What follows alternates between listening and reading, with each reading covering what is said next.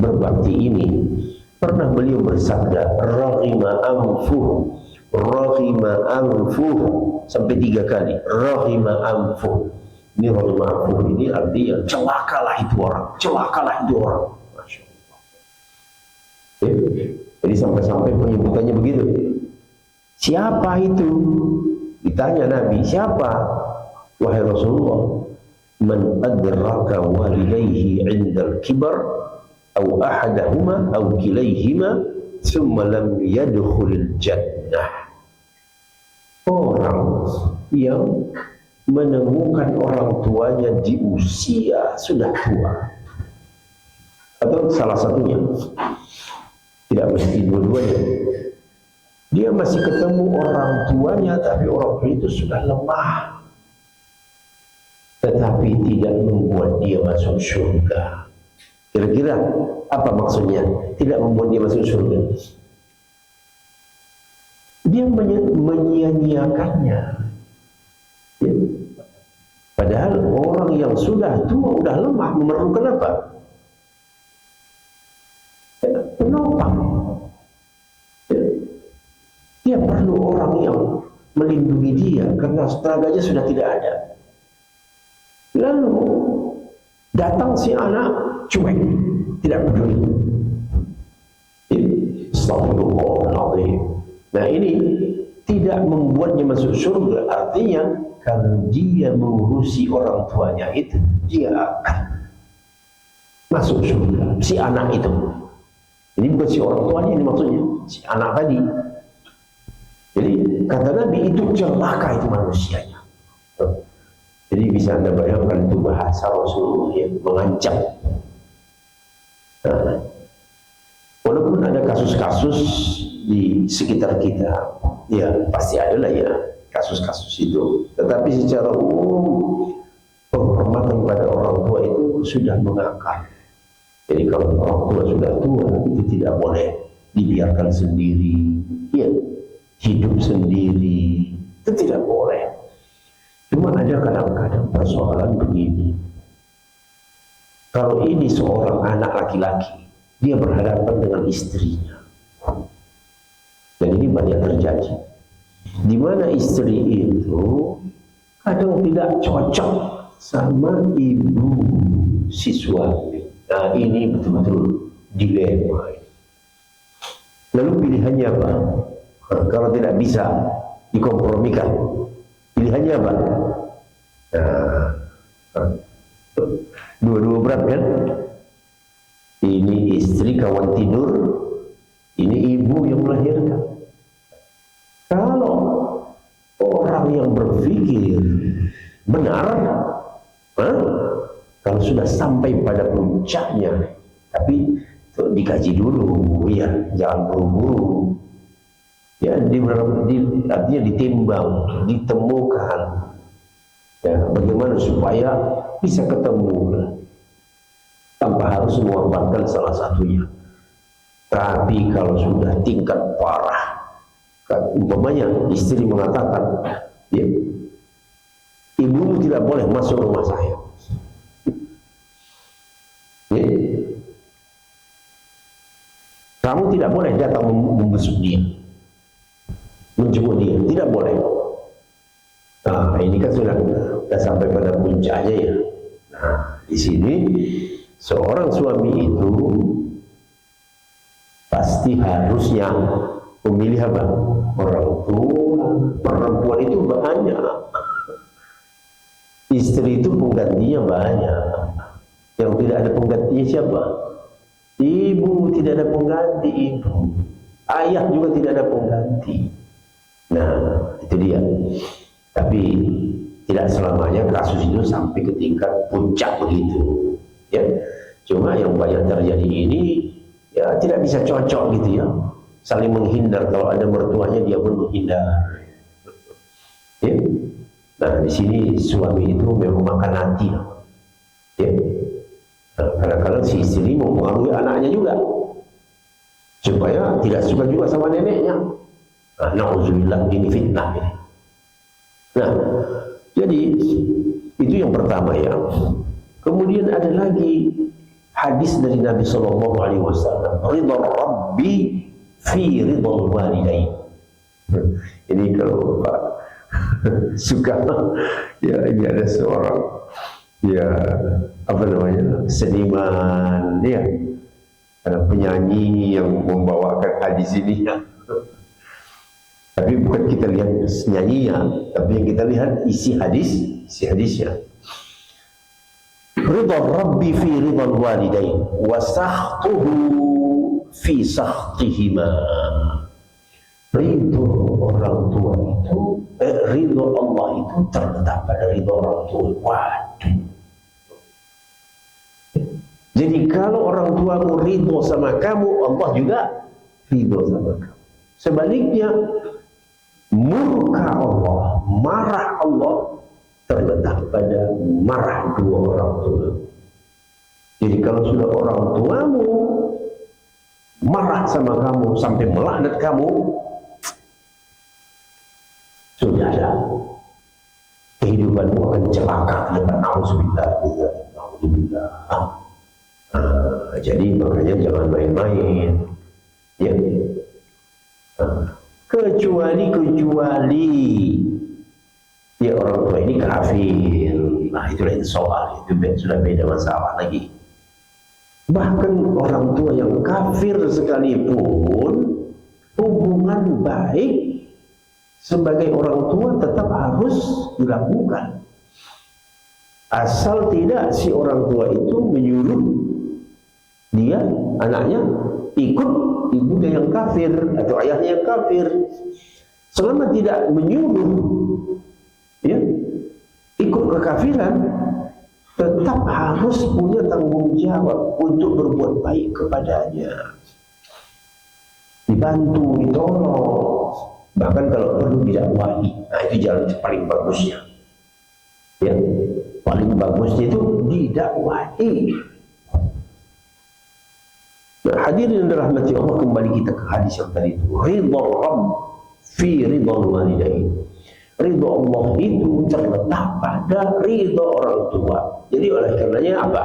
Kalau kamu ingin mencari ridha Allah, maka carilah ridha orang tua. Senang-senangkanlah orang tua. Anda bisa melihat, ya dalam perjalanan hidup kita lah. Orang-orang sukses itu umumnya adalah orang-orang yang dulu berbakti sama orang tuanya, lalu didoain sama orang tua. Rata-rata orang besar itu gitu, ya, dia kalau sudah sama ibu semuanya kalah, sama ayah semuanya kalah. Nah itu, ya. Lalu si ayah dan si ibu pun mendoakan supaya masa depan anak ini bagus. Alhamdulillah bagus, ya, jadi pemimpin, jadi petinggi. Nah, jadi artinya apa tadi itu? Karena doa orang tua. Coba kalau sudah disumpah, alhamdulillah, disumpah orang tua, seram ya. Itu kalau sudah sumpah orang tua, Pak, kontak. Jadi jangan main-main, ya.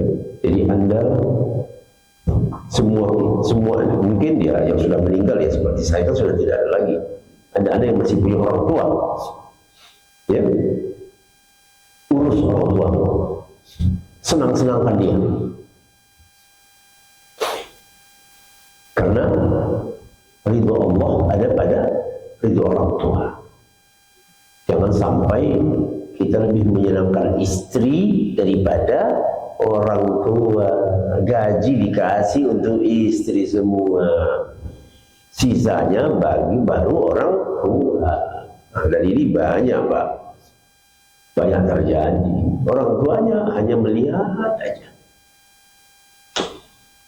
ya. Kalau istrinya, oh perhiasannya, ya, aduh, memang salam, ya. Nah, kemudian Anda pernah juga mengetahui amal yang paling disukai oleh Allah Subhanahu wa Ta'ala. Ahabbul a'mali ila Allah, ahabbul a'mali ila Allah Ta'ala. Hadisnya begini, Abdullah bin Mas'ud pernah bertanya kepada Rasul tentang apa amal yang paling disukai oleh Allah Ta'ala. Jawab Rasul, as-salatu ala waqtiha, salat di awal waktunya.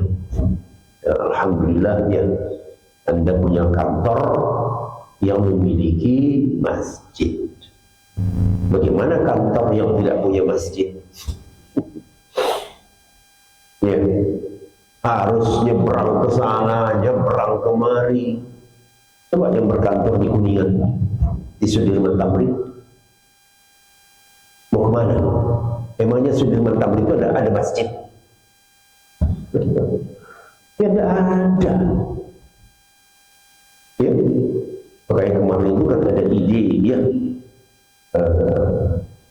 mau mendirikan masjid di sekitar Sudirman Tamrin.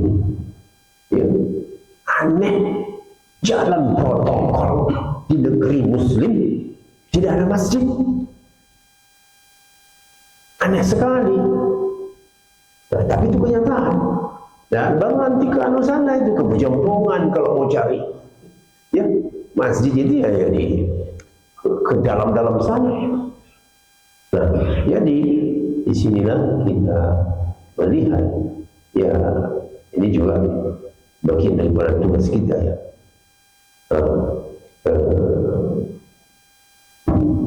Negeri Muslim itu, masjid itu harus mudah didapatkan. Nah, supaya orang bisa melaksanakan sholat pada awal waktunya. Kemudian kata Ibnu Mas'ud, apalagi ya Rasulullah, selain itu apalagi? Coba yang kedua disebutnya birrul walidain. Ya, birrul walidain. Bir artinya berbuat baik, berbakti. Al walidain, ya, dua ibu bapak. Ini sudah harus menjadi istilah yang populer ya. Tidak mesti diterjemahkan. Birrul walidain. Ayo sebut sama-sama Pak. Birrul walidain. Jadi tak perlu diterjemahkan, kita udah nyambung gitu. Bir berbuat baik, al-walidain itu ibu bapak. Lalu kata Ibnu Mas'ud, apa lagi? Lalu kata Rasulullah, al-jihadu fi sabilillah. Al-jihadu fi sabilillah, ini perang fi sabilillah. Ya, jadi ini 3 amal paling favorit. Yang pertama, sholat pada waktunya, artinya di awal waktu, maksud pada waktu itu di awal waktu. Ya. Kemudian yang kedua, birrul walidain. Jadi hadirin radhiyallahu, cukup dengan hadis, sebenarnya dengan satu hadis ini sudah cukup untuk membuat kita ya harus bekerja keras. Jangan penyesalan muncul di belakang. Udah meninggal orang tua, aduh, orang tua saya sudah meninggal. Ya, kenapa saya dulu tidak? Penyesalan itu namanya tidak berguna. Pada waktu dia hidup, dia mungkin masih bisa kesana kemari. Ya, kamu tidak sama sekali mempedulikan dia. Nauzubillah. Semua kita merasa bersalah sama orang tua. Ya, ketemunya lebaran aja. Ya, di mana ibu? Oh, dia di Jawa. Nah, kadang-kadang ini juga dia orang tua itu tidak mau dibawa pindah. Ini juga ini ada sebahagian begitu. Jadi macam-macam ini pola orang tua. Apalagi kalau sempat dia merasa kalau dia hadir di tengah keluarga anaknya ini, ya main perasaan nih, perempuan sama perempuan, nanti istrinya merasa nggak enak sama saya. Aduh. Jadi itu dia tadi, bagi laki-laki itu cobaan menimbang antara ibu atau ayah dengan istri. Ini memang betul-betul ada kejadian loh Pak. Ada kejadian. Si istri mengatakan jangan bawa ibumu ke rumah. kotor jauh dari kampung. Waduh. Nah, hadirin rahmati Allah Subhanahu wa taala. Ini ada hadis berikutnya. Dulu ada seorang di zaman Nabi. Ini mau perang, Pak. Tadi kita sudah tahu bahwa jihad fisabilillah itu satu di antara amal paling besar pahalanya dari Allah Ta'ala. Namanya memperjuangkan agama. Ya. Jadi waktu ada kesempatan jihad, tentu laki-laki pada zaman itu berbondong-bondong. Ini pintu surga ini, kapan lagi? Gitu ya. Datanglah seseorang mendaftar, ya Rasulullah, aku mau ikut perang fisabilillah. Lalu jawab Nabi apa? Nah, dengar ya. Ayah ibumu masih hidup gak? Lihat tuh. Dia jawab, ya masih. Kata Rasulullah apa? Fafihi ma fajahid. Kau jihadnya untuk dua orang tua saja. Hebat ya. Udah, kamu gak usah ikut jihad perang melawan musuh. Kamu berjihadnya untuk ya menghidupi, melayani orang tua. Karena memang juga perlu pengorbanan kan? Ya, melayani orang tua itu. Kenapa? Anda bisa membayangkan, Pak? Ya, kenapa sampai begitu? Fafihi ma fajahid. Untuk keduanya lah kamu berjihad. Karena tidak mudah mengurusi orang tua. Orang tua itu makin lanjut usianya kembali seperti apa? Sensitif. Dia menginginkan sesuatu, kamu terlambat mengasihnya, tersinggung. Itu kerja keras, makanya surga. Makanya surga. Jadi ya beda perasaannya. Ya. Jangankan yang terlalu tua, Pak. Seperti saya lah umpamanya. Saya sudah punya anak, punya cucu nih. Sudah mulai itu. Kalau ada, ya artinya perilaku, sikap anak, udah lain itu. Hati itu udah mudah, ya, mudah terusik. Itulah, sudah begitulah wataknya orang tua. Beda dengan usia masih muda. Ya, kamu berbuat apa saja dia bisa paham tuh. Ya, yang begitu sih orang muda. Tapi semua orang tua nggak bisa. Dia perasaannya beda dengan perasaan kita. Jadi betul-betul perlu dirawat gitu ya. Perlu perhatian orang tua itu. Jangan sampai hatinya tersinggung, tergores. Iya. Nah, hadirin yang dirahmati Allah Subhanahu wa taala. Sampai di mana kita tadi? Tahayyul walidaka. Apakah dua orang tuamu masih hidup? Kata laki-laki itu masih. Ya. Fafihi ma fajahid. Maka berjihadlah untuk keduanya. Begitu. Berjihadlah untuk keduanya.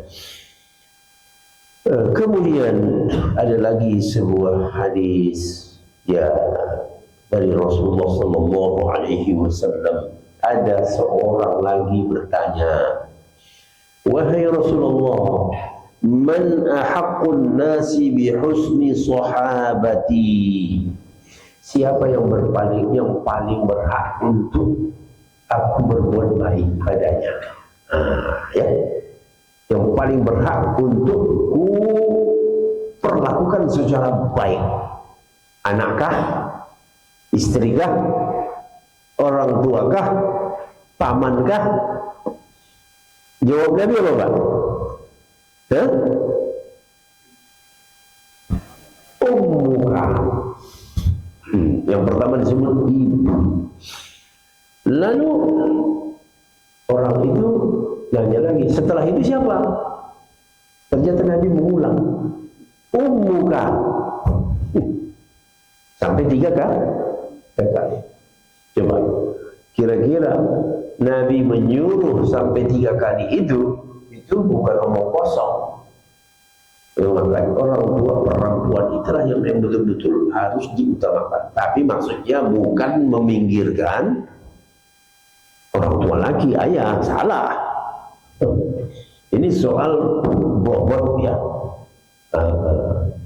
Jadi karena memang dari segi penderitaan, ya penderitaan ibu itu cukup berat. Waktu dulu dia mengandung kita 9 bulan 10 hari nggak enak makan. Perhatikan saja istri bapak kalau hamil bagaimana. Syukur-syukur dia nggak minta durian tengah malam. Iya. Kalau sempat dia jam 2 malam bangun kau pengen durian saja. Iya, kalau lagi banjir durian. Ya. Jadi kalau nggak ada kemana mau dicari? Nah, jadi itulah kenapa perhatiannya kepada ibu. Kata Nabi, ibu. Siapa lagi? Ibu. Siapa lagi? Ibu. Kemudian orang itu masih terus, siapa lagi? Ayo. Ayahmu, summa abuka. Ayahmu. Jadi tetap antara ibu dan ayah ini tetap menjadi perhatian utama. Namun secara bobot betul ibu. Karena apa? Itu bisa difahami. Karena ibulah yang paling berat dulu penderitaannya. Coba kita, waktu istri kita hamil lah, ya, sampai istri kita melahirkan, itu renungkan, gitulah dulu ibumu kau di dalam perutnya. Kalau kita merenung pemaikan nggak tahu ya, di mana saya dalam perut mana tahu. Lihat anakmu, istrimu hamil, lihat gimana dia. Ya? Mau makan, nggak selera, bawaannya muntah. Nah, lahir anak, emangnya udah beres? Kalau sudah lahir anak, tidak. Lagi enak-enaknya makan, nangis. Rupanya apa? Bukan cuma ngompol, tinggal nasi, tinggal makanan. Masya Allah. Jadi itu ada hikmahnya ya. Kita punya istri, ya, lihat dia waktu mengandung, lihat dia waktu punya anak kecil, bagaimana membesarkannya. Renungkanlah siapa? Ibu dulu begitu. Apa sanggup kamu durhaka pada ibu orang tuamu? Nah, soal ayah, ayah juga menderita. Jadi ajaran yang salah kalau hanya cuma ibu. Ayahmu itu dulu untuk memikirkan kau sebagai bayi janin dalam perut, semua dia kerjakan di luar. Betul gak? Waktu kau kecil, dia Masya Allah banting tulang. Ada anak-anak menunggu di rumah. Jadi ini semua yang harus kita renungkan, ya, supaya kita menjadi muslim yang baik. Ada yang mau ditanyakan kira-kira? Ya, silakan.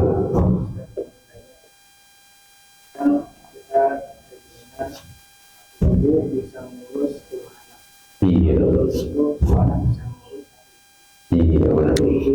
Sekarang itu banyak anak yang sudah dewasa. Mau belum mau kan udah tua, saya nggak mau belum. Dan bahkan beliau itu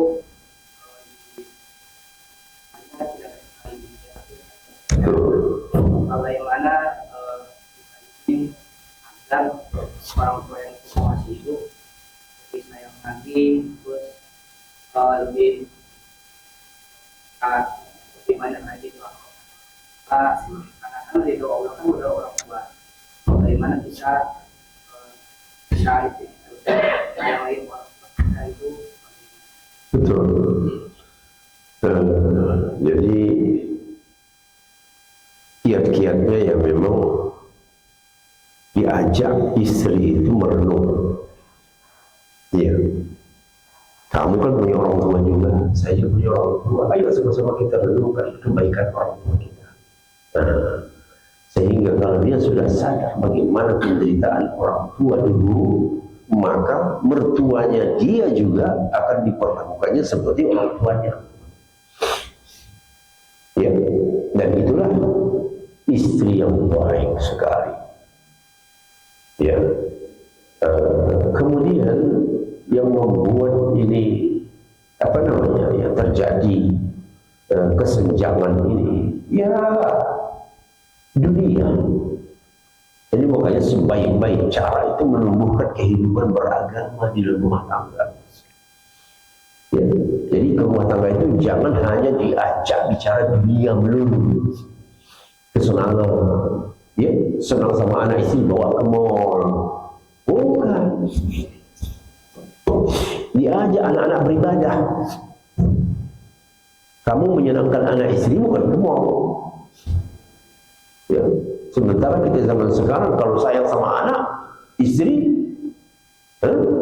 mainnya ke mall.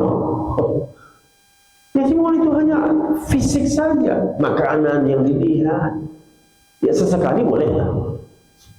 Ya. Tetapi yang lebih penting rohani anak istrimu kau isi.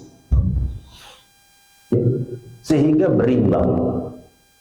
Jadi kalau orang yang sudah hidup dalam atau tumbuh dalam suasana keberagamaan yang baik, maka dengan sendirinya mudah-mudahan, walaupun sekali jebol juga ya, ada yang punya pengetahuan agama bagus tapi sama mertuanya jelek juga.